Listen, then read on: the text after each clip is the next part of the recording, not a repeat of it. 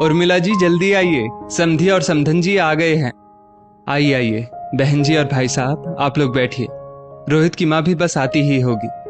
विजय जी ने हाथ जोड़ते हुए अपने समधियों का स्वागत करते हुए कहा। सांची कहीं नहीं दिख रही, उसे तो मालूम था कि हम आने वाले हैं। तभी तो आपकी बेटी आपके लिए यहाँ के प्रसिद्ध गुलाब जामुन लेने गई थी पापा। खुश होते हुए सांची ने अपने पापा और माँ को गले लगा लिया।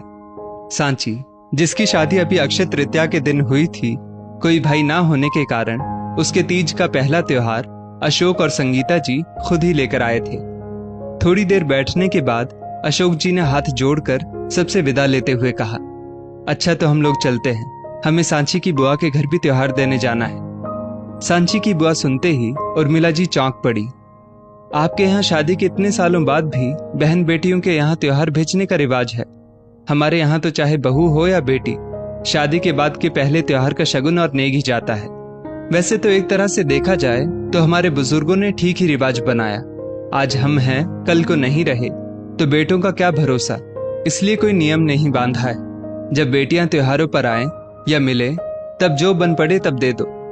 उर्मिला जी एक ही सांस में अपनी सारी बात बोल गई थी।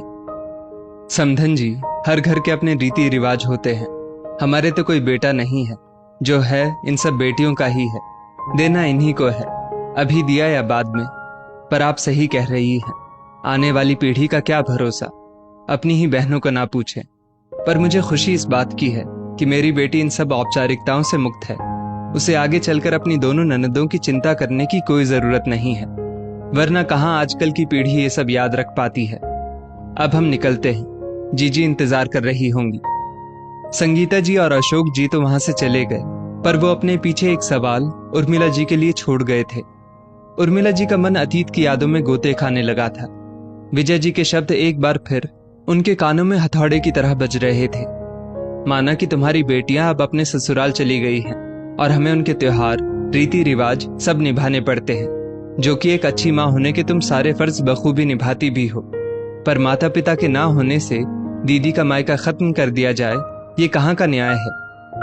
कितना ही समझाया था विजय जी ने, पर पत्नी की जिद के आगे उनकी एक ना चली थी। पर आज संगीता जी के कहे शब्दों ने मानो उनकी आंखें ही खोल दी। सांची, चलो हमें जल्दी निकलना है, उर्मिला जी ने अपनी बहू को आवाज लगाते हुए कहा। कहा माँ, इतनी जल्दी? अभी तो पूरा चौका भी ऐसे ही पड़ा है। सांची ने बाहर आकर कहा, वो कुछ जरूरी सामान बाजार से लाना है, पहले ही बहुत देर हो चुकी है। उर्मिला जी विजय जी की तरफ देखते हुए सांची के साथ बाजार निकल गई। भैया, आप क्यों इतना सारा सामान हर त्योहार पर भिजवा देते हैं? अब बंद कीजिए। भाभी वैसे ही जब कभी मिलती हैं या जब हम वहां आते हैं तो वैसे ही बहुत सारा कर देती हैं। विजय जी के कानों में अपनी बहन के शब्द गूंज रहे थे, पर हर बार विजय जी से जो बन पड़ता चुपचाप अपनी बहन के घर भिजवा ही देते थे। पर अब कहीं भाई बहन के बीच का भांडा ना फूट जाए, विजय जी जल्दी से फोन की तरफ लपक कर भागे थे। पर उन्हें इस बात की बहुत खुशी थी कि देर से ही सही उनकी धर्मपत्नी को सही बात समझ आ चुकी थी। दोस्तों, इस स्टोरी को लेकर आपकी क्या राय है, नीचे कमेंट करके जरूर बताइएगा। और ऐसी ही और भी बेहतरीन वीडियोस के लिए हमारा पेज जरूर फॉलो करें। धन्यवाद।